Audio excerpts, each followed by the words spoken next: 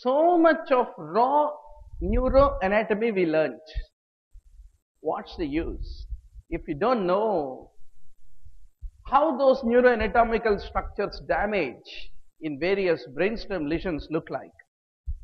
So we are harvesting all the knowledge that we got in the core neuroanatomy into the clinical neuroanatomy in the form of brainstem lesions. Now, what's the cause brainstem suffers? Any insufficiency of the vertebrobasilar system, because the vertebral arteries supply medulla, basilar artery supplies the pons and midbrain. So that is the reason vertebrobasilar system mainly affects the brainstem. Now let us first talk about the vascular lesions of the medulla. Any vertebral artery directly or one of the branches of it, anterior and posterior spinal arteries, or posterior inferior cerebellar artery, which is a branch of the vertebral artery, can lead to a effect on medulla.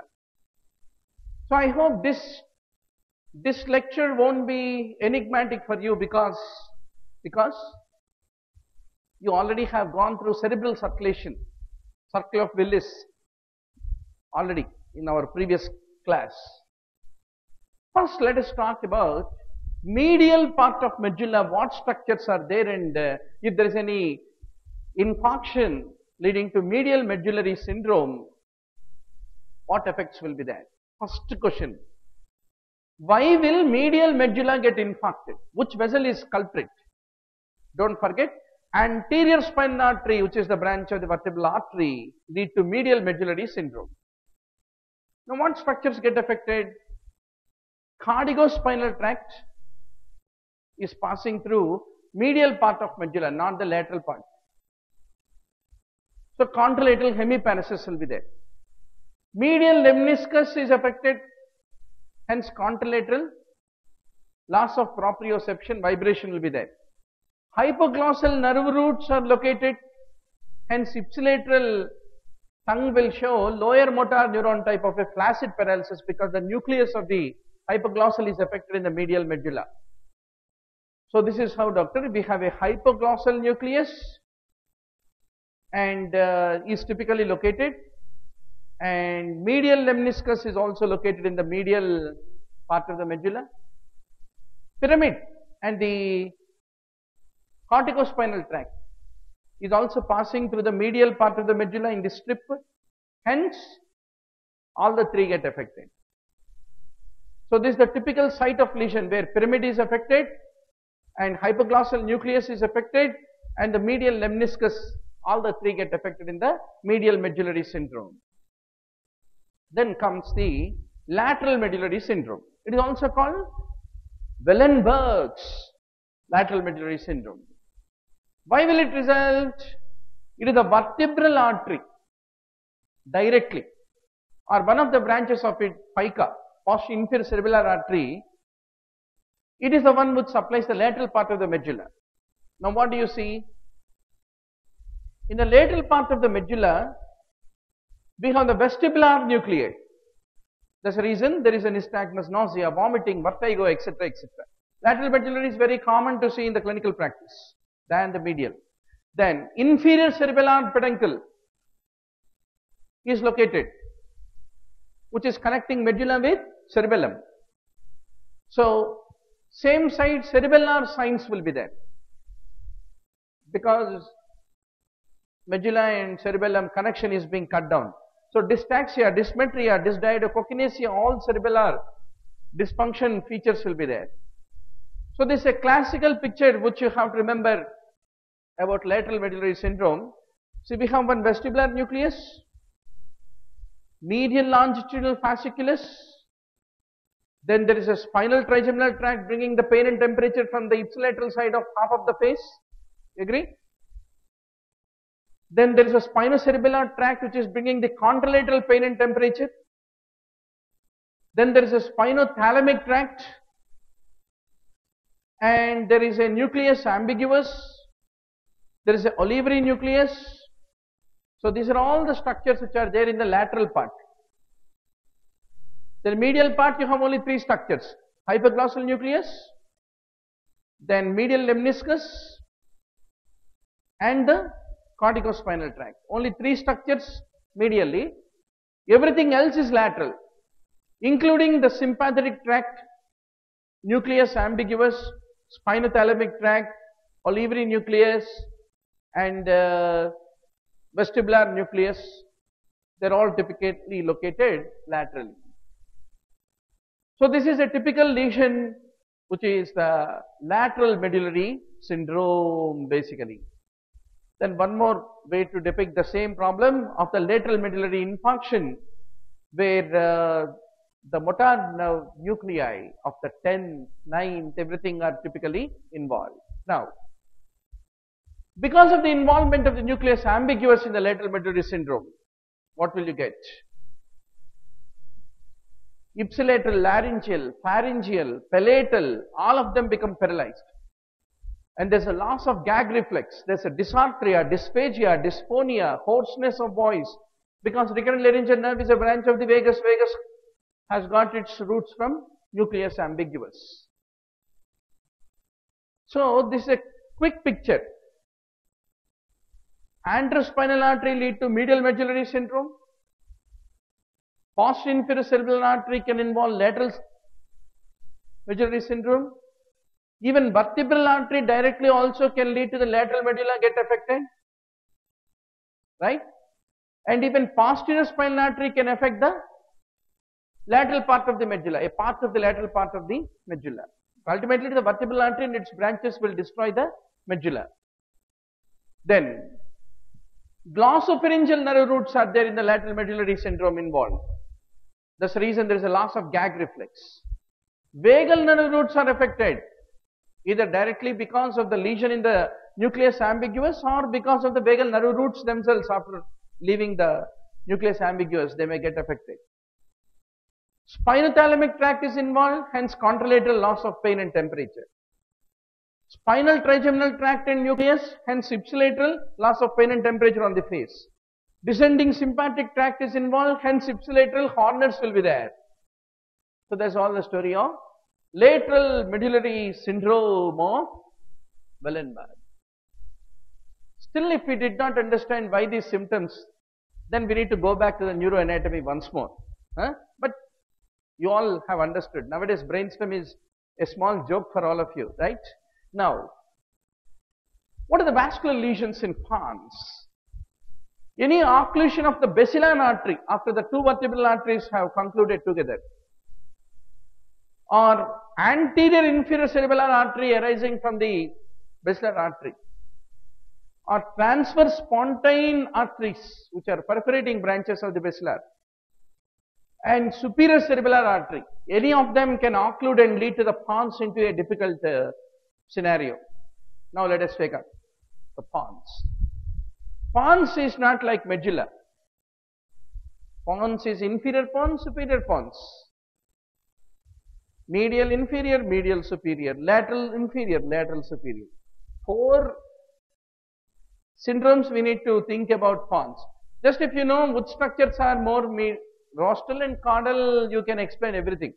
Alright. Medial inferior pontine syndrome I am talking about. It is the paramedian branches of the basilar artery which lead to the effect of it on it. Then what are the structures affected in the medial part of the lower part of the pons, caudal part of the pons. Abducens nerve is affected because the abducens nucleus is located in the pons. Which part of the pons? Towards the inferior part of the pons. Medially it is located. Ipsilateral lateral rectus palsy. Corticobulbar fibers will be affected. So that is the reason what will corticobulbar fibers have an effect on? Corticobulbar fibers will come and innervate the contralateral facial nerve nucleus ka lower half of the face muscles. Am I right? So that is the reason there is a weakness of the lower face on the contralateral side. Then corticospinal tract is affected, hence contralateral hemiplegia will be there. Then that is all the story about. Then what else is affected in what? Medial inferior pontine syndrome. Base of the pons, where the middle cerebellar peduncle is originating, is affected. So that is the reason there is a ipsilateral limb and gait ataxia. Now you will get a doubt if you are thinking and using your mind. Earlier inferior cerebellar peduncle got affected when lateral medulla got affected. How come middle cerebellar peduncle is affected if the medial part of the inferior pons is affected?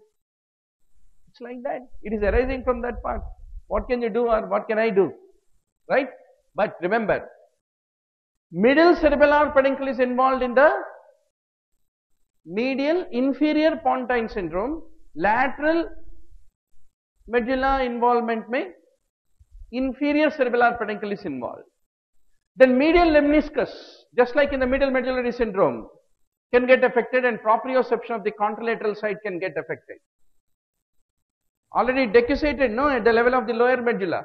So it is only bringing the touch and vibration of the contralateral side of the body.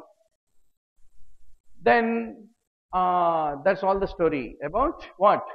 Medial inferior pontine syndrome, which is due to the paramedian branches of the basilar artery.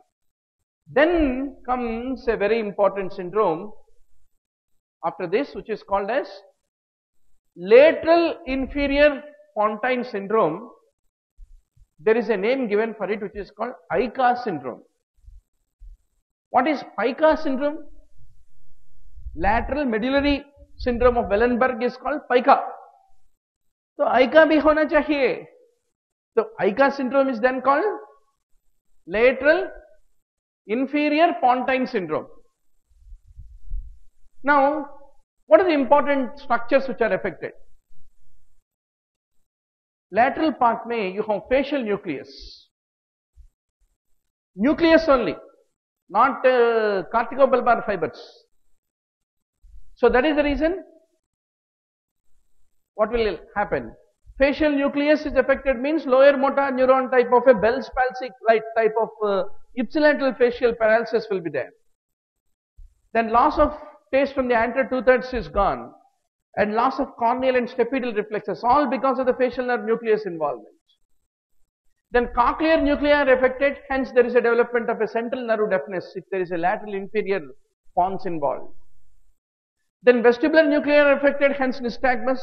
Spinal trigeminal nucleus is involved, ipsilateral loss of pain and temperature. Then both middle and inferior cerebellar peduncles are affected in the lateral inferior. So, what is affected in the medial inferior pontine syndrome? Only middle cerebellar. Lateral inferior pontine syndrome, both middle and inferior. Lateral medullary, only inferior cerebellar peduncle. I will see after a few days whether you will remember or not. Now you will say, yeah, I know. I will also forget. Now, spinothalamic tract. Spinothalamic tract is involved, hence contralateral loss of pain and temperature. Descending sympathetic tract is involved. Everything else is just like lateral medullary syndrome only, even in the lateral inferior pontine syndrome. Then comes the next important syndrome, which is basically called lateral mid-pontine syndrome. My God, that means there should be some lateral, rostral pontine, inferior pontine, mid-pontine. That means 3 plus 3, 6 do we need to read or only 4? Okay, anyway, we are done with medial inferior pontine, lateral inferior pontine. Now we are talking about lateral mid-pontine. It is due to the short circumferential branch of basilar. Long circumferential branch of the basilar, which is anterior inferior cerebellar artery, will lead to lateral inferior pontine, but short circumferential branch will lead to lateral mid-pontine syndrome. So what is in the middle of the pons in the lateral aspect? Trigeminal nucleus and nerve root. Hence muscles of the mastication get paralyzed. Ipsilateral trigeminal paralysis will be there. So you can have one more look of this. This is called middle lateral pontine, middle medial pontine. So what are the structures in the middle lateral pontine, doctor, in this segment on the other side of the picture? You have the fifth motor nucleus, fifth sensory nucleus, you have the middle cerebellar peduncle, you have the lateral lemniscus, etc., etc. are involved, right? We will anyway summarize what are all there in the lateral part of the pons, in the middle of the pons, right? Then there is a jaw deviation towards the parodic side. This is very important. Whenever the hypoglossal motor nucleus is involved, the jaw becomes deviated because the muscles of mastication, everything of the jaw muscles are all innervated by the mandibular division of the trigeminal, right? So, but what is a side deviation occurs? The deviation will occur towards the parodic side because of the unopposed action of the normal side's lateral pterygoid, whose function is to push the jaw to the opposite side. My right, what is gone? Trigeminal is gone, doctor, because of right middle pontine lateral syndrome due to the short circumferential branch of the basilar we are talking about. If my right trigeminal motor nucleus is gone, my right lateral pterygoid is gone. Hence my left lateral pterygoid normally pushes it opposite towards my right side. My right lateral pterygoid is no more available to counter push. Hence my jaw becomes deviated towards my right side, ipsilateral jaw deviation. Then there is a facial hemianesthesia, half the face, because of the pain, temperature, proprioception, all in the trigeminal nucleus. Then there is a loss of corneal reflex. And since middle cerebellar peduncle is also located in the, not only in the inferior cerebellar lateral, it is also part of the middle cerebellar lateral also. Hence, there is ataxia. Then the next important syndrome about which we are going to talk is lateral superior pontine syndrome. Just below midbrain, lateral aspect of the superior part of the pons. It occurs because of the superior cerebellar artery involvement. So both superior and middle cerebellar arteries are involved, hence there is a cerebellar features. Dentate nucleus is involved. That's the reason patients will have dystaxia, dysmetria, intention tremor, etc., etc. Then spinothalamic, trigeminothalamic, both of them are passing along the lateral aspect only, always. Pain and temperature passes laterally, doctor. Right? So that's very important. Touch and vibration will try to creep medially. So spinothalamic and trigeminothalamic is affected, hence contralateral side loss and pain and temperature in the trunk, extremities and even face also. Why? Because what is involved? It is not the spinal nucleus of trigeminal. It is already the spinal nucleus on the opposite side has given to ascending trigeminothalamic tract, which we discussed. That is affected in the lateral superior pontine syndrome. So contralateral pain and temperature is gone now because that's a decussated tract. Agreed, na? And even the anterolateral spinothalamic tract is involved, hence pain and temperature on the opposite side of the body and trunk also is gone. Then sympathetic chain is involved, medial lemniscus is also involved, even in the superior lateral pontine syndrome. Okay, then that's all the story of superior lateral pontine syndrome. Now comes a very, very important syndrome, which is basically called locked up syndrome of a differentiated state, locked in syndrome, which is also called pseudocoma. What is meant by locked in syndrome? Whenever the pons is infarcted, Typically it happens in the superior pons, base of it if it is infarcted, then corticobulbar, corticospinal. All efferent pathways, they get involved without affecting the sensory system. Right? So person will be knowing afferents are working, but he can't talk, he can't move, he can't do anything because efferents is deferented. Hence he will be lying down if there is a central pontine minor lysis in a locked up state, because corticobulbar, corticospinal, both of them are gone. So he'll be lying down in the bed typically, and there's a quadriplegia and paralysis of the lower cranial nerves. And typically it happens if you rapidly correct the hyponatremia. Rapidly correct hyponatremia in any patient, then there is a sudden osmotic movement of the water from the central pons and lead to central pontine minor lysis, which will lead to deferented state, which is called pseudocoma. And if you ask or talk to him, he can only communicate by blinking or moving the eyes vertically. Why?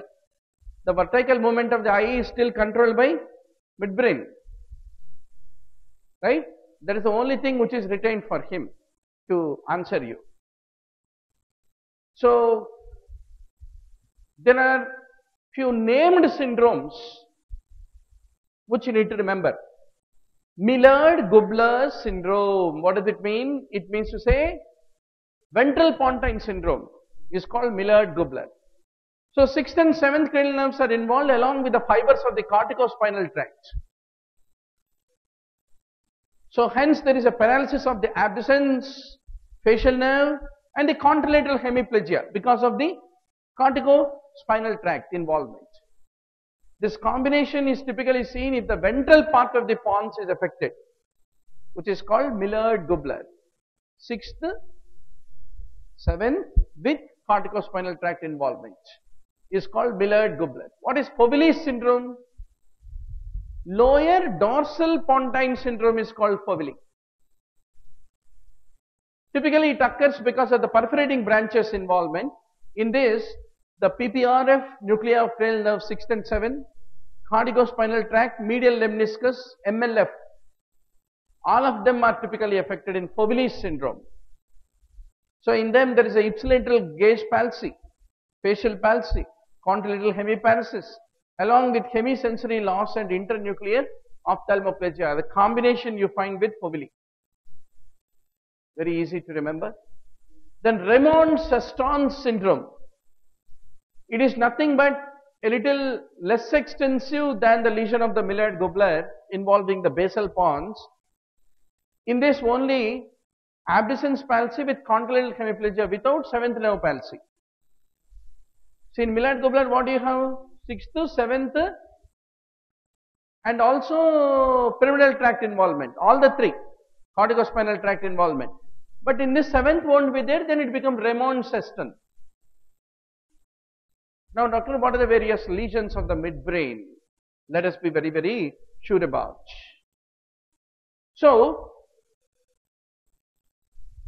any vascular occlusion of the midbrain branches of the posterior cerebral artery is the main blood flow to the midbrain, or any aneurysm of the posterior part of the circle of Willis, or any tumor in the pineal area, or any hydrocephalus. Anything can cause the lesion of the midbrain. Now, there are three main midbrain syndromes which we need to remember, which is a favorite question of the examiner. Weber syndrome, North-Nagel syndrome and Claude syndrome are the three syndromes. If you know what is there in midbrain, you will know this. What do you know that what midbrain is having? It has a red nucleus. You agree with me? At least agree. Colliculi are there. Third, fourth cranial nerve nuclei are there. Substantia nigra is there. So these are the things which you can tell in tips that they are there in the midbrain. No? Chalo. Let us see what is involved. Weber's is mainly problem because of the cerebral peduncle is there no in the midbrain. Not cerebellar, cerebral. The injury of that lead to Weber. North-Nagel is due to the superior cerebellar peduncle involvement. Claude is red nucleus plus superior cerebellar peduncle combi involvement. Weber. Oculomotor is involved, and since cerebral peduncles are involved, corticospinal tract which is descending down is involved. Hence, contralateral hemiparesis will be there. North-nagal, in this also oculomotor palsy will be there, but contralateral cerebellar ataxia will be there because of the involvement of superior cerebellar peduncle. In this, in all the three there is oculomotor. But in Weber, there is a bilateral oculomotor palsy, but in Claude and North-nagal, there is a ipsilateral oculomotor palsy. Then, in Claude, because superior cerebellar peduncle is involved, cerebellar ataxia will be there.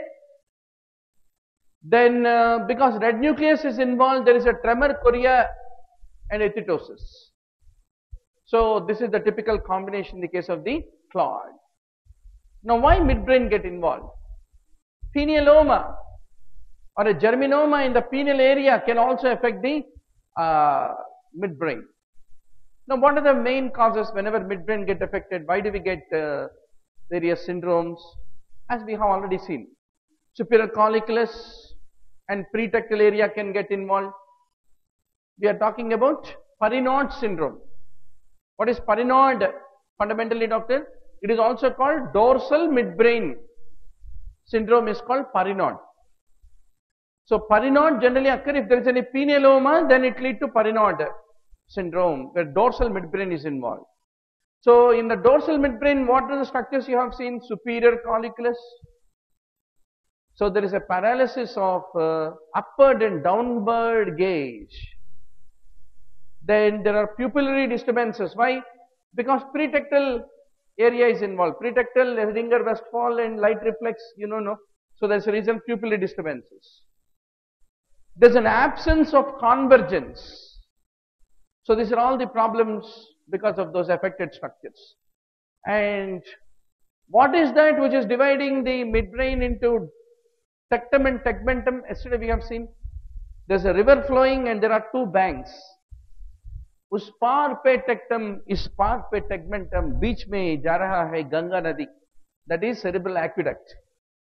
And that cerebral aqueduct get compressed by the penialoma, and non-communicating hydrocephalus can develop in these individuals.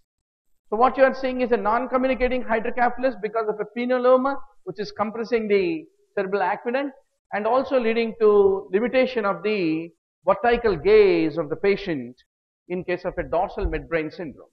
Let's have another quick look as to the various structures. You remember, no? Cerebral aqueduct is what you see in the midbrain. Ka central canal is cerebral aqueduct.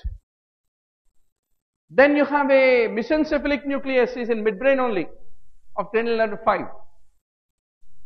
Then cranial nerve 3, Edinger Westphal. Then you have a midbrain's reticular formation. Then that descending medial lemniscus. Then you have a red nucleus. Then you have the cranial nerve 3 coming out of the nucleus. Then you have a medial geniculate body, the lateral spinothalamic tract, the substantia nigra, and the descending corticospinal and pyramidal and corticopontine tract. So these are all the structures. And where is the lesion? In typically dorsal midbrain means only this location. Only this location. You can say this location is only involved in dorsal midbrain, Parinod syndrome. So they will have difficulty in vertical gaze. Vertical gaze. Why? The other day we studied, no, yesterday. Horizontal gaze center is there in the pons, peripontine reticular formation. Vertical gaze center is located in the midbrain, and that get affected. That get typically affected in case of the dorsal midbrain syndrome. So ask the patient to look in all directions, up, down, left, right. Then there is a difficulty to raise the eyes up and down without raising the head. So that's a whole problem. So you can see, patient can be able to look right, look left, but he can't look up, so he can look down. So there is a whole problem with Parinods. Now the next important thing that we basically need to appreciate is the paramedian midbrain syndrome, which is also called Benedict syndrome. So today Kavita is little late to the class, but no problem. We have finished today. What did we finish? Vestibular, auditory, trigeminal. Yesterday we finished brainstem. Today we are finishing brainstem lesions. Time to take a break, I think, after neuroanatomy. Too much of review. All right. Now, doctor, posterior cerebral arteries, paramedian branches will give rise to Benedict. Mainly what is involved in Benedict? Oculomotor is involved in the midbrain, paramedian location. We have the oculomotor, and red nucleus is involved along with the dentatorubro-thalamic tract. Cerebellum to red nucleus to thalamus, there is a tract going. Hence, there is a contralateral cerebellar dystaxia and intention tremor, and a ipsilateral oculomotor palsy. The combination is basically called as the Benedicts, is what need to be remembered.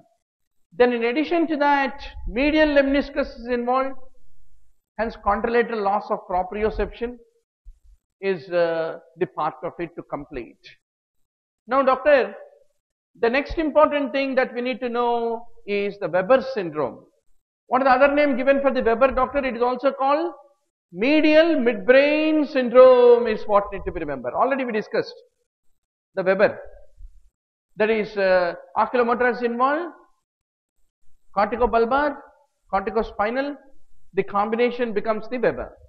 Already you are all experts in internuclear ophthalmoplegia. We have discussed it many times, how which eye doesn't adduct, which eye want to abduct, which will undergo nystagmus, everything.